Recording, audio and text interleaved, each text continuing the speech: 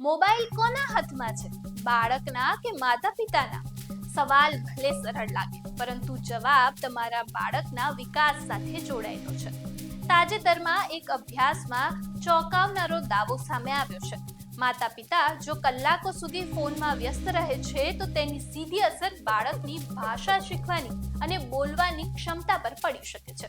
જો માતા પિતાની સ્ક્રીન આદત બાળકોના વિકાસને કેવી રીતે અસર કરે છે, જુઓ આ ખાસ રિપોર્ટમાં.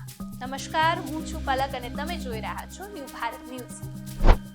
બાળકના હાથમાં મોબાઈલ હોય ત્યારે આપણે તરત જ ચિંતિત થઈએ છીએ, પરંતુ શું તમે ક્યારે વિચાર્યું છે કે માતા પિતાના હાથમાં રહેલો મોબાઈલ પણ બાળકોના વિકાસને અસર કરી શકે છે?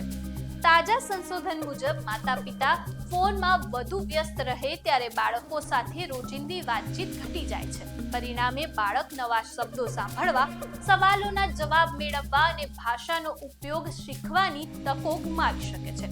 સંશોધકોએ 747 બાળકોને 5 થી 8 વર્ષની ઉંમર સુધી ફોલો કર્યા છે અને આ અભ્યાસમાં સામે આવ્યું છે કે રોજ લગભગ 4 કલાક ફોન વાપરતા માતા પિતાના બાળકોના ભાષાકીય ટેસ્ટનો જે સ્કોર છે તે રોજ 1 કલાક ફોન વાપરતા માતા પિતાના બાળકો કરતા 2.5% ઓછો છે.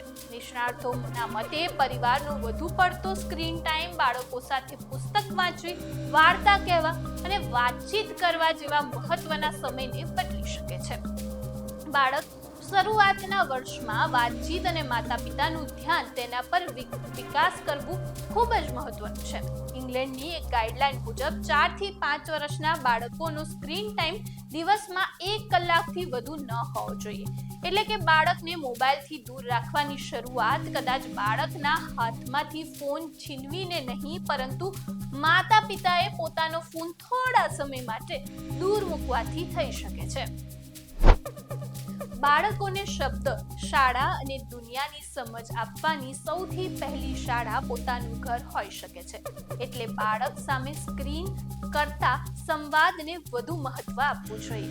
થોડો ઓછો મોબાઈલ અને થોડો વધુ પરિવાર સાથેનો સમય બાળકના વિકાસ માટે બહુ ફરક પડી શકે છે.